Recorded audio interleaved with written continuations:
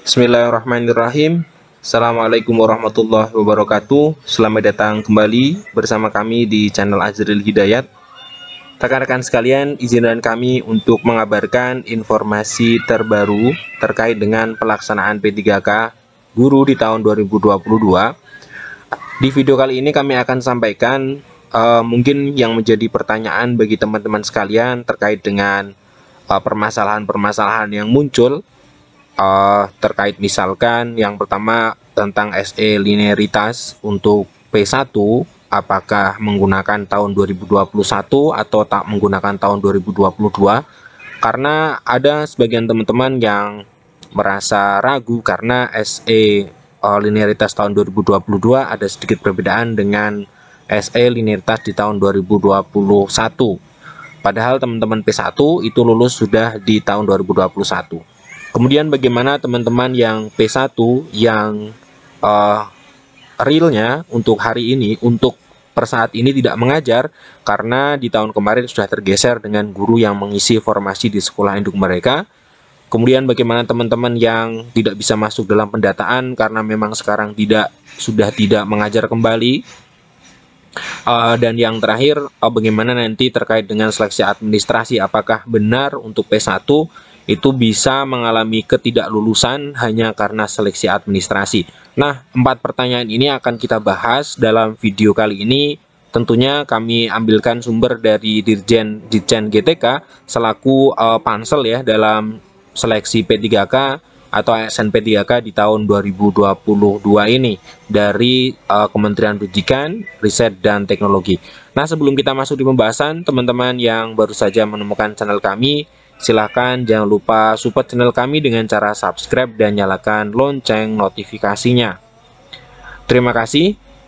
Kita ke pembahasan. Jadi kita tahu bahwa di Kemendikbudristek itu menyediakan ya teman-teman, di sini ada portal bantuan, kemudian ada Telegram, di sini adalah menggunakan bot ya, Telegram bot, dan juga call center. Ini tentunya teman-teman bisa menghubungi ya, ketika teman-teman ingin menanyakan sesuatu bisa langsung menghubungi di portal bantuan atau melalui Telegram bot atau melalui call center. Ini akan cepat dibalas karena memang Kemendikbudristek sudah berkomitmen untuk bisa melayani Bapak Ibu guru terkait dengan pelaksanaan P3K ini. Nah, seperti yang saya lakukan, jadi saya beberapa kali telah menghubungi tentang di sini adalah Kemendikbudristek ya, Ditjen GTK. Kami telah menghubungi di tanggal 16 Oktober hari ini. Saya mencoba menanyakan tentang linearitas ijazah ya. Saya bertanya, selamat pagi, izin bertanya, bagi pelamar yang sudah lolos passing grade pada tahun 2021, apakah kemudian linearitas ijazah atau sertifikat pendidik tetap menggunakan tahun 2022 ataukah di tahun 2021, Pak? Nah, kemudian dijawab 1 menit kemudian oleh admin di sini ya. Selamat siang, selamat datang di layanan Kemdikbud dengan Sevi. Tidak berpengaruh, jika sudah dinyatakan lulus passing grade maka akan tetap mendapatkan formasi. Nah, ini jadi teman-teman jangan galau untuk SE linearitas, ijazah dan serdik. Untuk teman-teman P1 mereka masih tetap menggunakan di tahun 2021 karena sudah dinyatakan lulus sebenarnya, cuman hanya tinggal mendapatkan formasi atau penempatan. Nah, kemudian untuk prioritas 2, prioritas 3 dan pelamar umum barulah mereka itu menggunakan SE linearitas terbaru yang terbit di tahun 2022. Nah, ini cukup jelas teman-teman ya. Ini adalah permasalahan yang pertama tentang SE linearitas. Kemudian untuk poin berikutnya, yang kedua di sini kami tanyakan berkaitan dengan, nah ini prioritas 1 yang memang sekarang sudah tidak mengajar ya, sudah tidak mengajar. Artinya mereka sekarang sudah tidak terdaftar di Dapodik seperti itu ya. Saya coba tanyakan, saya bacakan. Kak, teman kami masuk dalam prioritas pertama, namun sekarang tidak mengajar karena tergeser oleh guru lain dalam penempatan P3K tahun 2021. Apakah dia bisa mengikuti P3K sebagai pelamar prioritas yang pertama? Ini yang saya tanyakan. P1 tahun 2021, kemudian masuklah guru yang mengisi formasi di sekolah tersebut. Tentunya untuk guru yang lain kan tidak bisa mengajar di situ ya, karena sudah tergantikan oleh guru yang lain. Nah, terus bagaimana? Dijawab oleh Ferdi di sini, guru lulus passing grade tetap memiliki hak sebagai guru pelamar P1 karena guru tersebut dapat diproses pemberkasannya sesuai dengan ketentuan yang berlaku. Jadi ini jawaban dari admin Ditjen GTK. Jadi intinya untuk pelamar P1 itu tetap bisa walaupun sekarang sudah tidak mengajar, karena di sini dikatakan pemberkasannya sesuai ketentuan yang berlaku. Guru tersebut dapat diproses pemberkasannya sesuai dengan yang berlaku. Nah, kemudian ini dijelaskan oleh admin GTK ya terkait dengan prioritas pertama. Ini sudah tentunya teman-teman sudah sangat paham dengan hal ini. THK 2, guru non-ASN, lulusan PPG, guru swasta yang sudah memenuhi nilai ambang batas pada seleksi P3K jabatan fungsional guru tahun 2021. Nah, ini teman-teman untuk permasalahan yang kedua dan sudah dijawab oleh Dirjen GTK, admin dari Telegram ya. Nah, kemudian untuk poin berikutnya, untuk permasalahan yang ketiga, permasalahan ketiga ini terkait dengan, nah ini dia, dengan pendataan non-ASN. Saya bacakan. Apakah pendataan non-ASN berpengaruh terhadap seleksi P3K22, sedangkan saya tidak bisa ikut pendataan karena sudah off?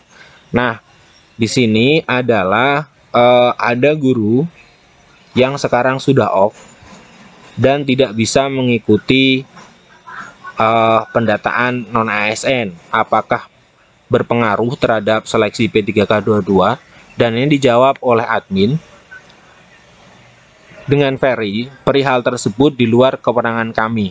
Ini terkait dengan pendataan tenaga non-ASN di lingkungan instansi pemerintah. Tidak berdampak pada pelaksanaan P3K Guru tahun 2022 atau penempatan bagi peserta yang sudah lolos passing grade di P3K tahun 2021. Untuk kelancaran pemetaan data pegawai non-ASN, para pejabat pembina kepegawaian berkoordinasi dengan BKN atau Badan Kepegawaian Negara dalam pelaksanaannya. Artinya di sini dapat kita pahami teman-teman ya, untuk guru yang memang sudah peserta yang sudah lolos passing grade di tahun 2021 itu tidak berpengaruh pada penempatan guru yang sudah lolos passing grade di tahun 2021. Walaupun guru tersebut tidak bisa mengikuti pendataan tenaga non-ASN, karena ini adalah dua hal yang berbeda, walaupun nantinya tentunya ada relevansi di dalam pelaksanaan dua program tersebut. Nah, ini untuk permasalahan ketiga, tidak bisa ikut di dalam pendataan ASN, apakah pelamar P1 atau yang sudah lolos passing grade masih bisa mengikuti, dan jawabannya adalah bisa. Kemudian untuk poin yang terakhir, permasalahan yang terakhir, saya tanyakan di sini mengenai ini ya, prioritas pertama yang seleksi administrasinya, apakah kemungkinan bisa gagal dalam seleksi administrasi gitu ya. Saya bacakan secara lengkap. Mohon izin bertanyakah apakah benar ada peraturan terbaru untuk pelamar prioritas 1 akan ada seleksi administrasi lagi? Apabila pelamar prioritas 1 tidak lulus administrasinya, maka tidak bisa lanjut walaupun sudah mendapatkan kuota penempatan. Ini pertanyaan tentunya bagi guru-guru yang P1 yang merisau ya, ketika memang nanti kok tidak lulus hanya di seleksi administrasi. Dan ini dijawab oleh admin ya, oleh admin secara langsung dari Dirjen GTK. Saya bacakan secara lengkap. Dapat kami informasikan untuk pelamar prioritas 1 menggunakan hasil seleksi P3K untuk jabatan fungsional guru tahun 2021. Artinya apa teman-teman? Artinya ketika teman-teman sekarang kok sudah lolos passing grade, artinya seleksi administrasinya tentunya sudah lolos. Ya kan? Kalau tidak lolos teman-teman tentunya nggak bisa mengikuti di tahun 2021. Nah, jadi Untuk administrasi, seleksi administrasi guru PG itu menggunakan seleksi administrasi di tahun 2021. Nah, baru untuk pelamar B2, P3, dan pelamar umum itu menggunakan atau mengikuti seleksi administrasi lagi dengan pencocokan berkas dan lain sebagainya. Nah, pelamar P1 ditempatkan di sekolah induk atau sekolah asal bertugas selama tersedia kebutuhan yang sesuai. Selain itu, jabatan dan jenjang sekolah induk juga memiliki nilai passing grade yang sama dengan jenjang jabatan yang dilamar dalam P3K tahun 2021. Apabila tidak terdapat kebutuhan pada sekolah induk atau tidak sesuai dengan jenjang dan jabatan, maka akan ditempatkan di sekolah lain yang masih tersedia kebutuhannya. Nah, ini untuk khusus P1 untuk penempatan ya, nilai PG-nya itu harus sesuai dengan jabatannya.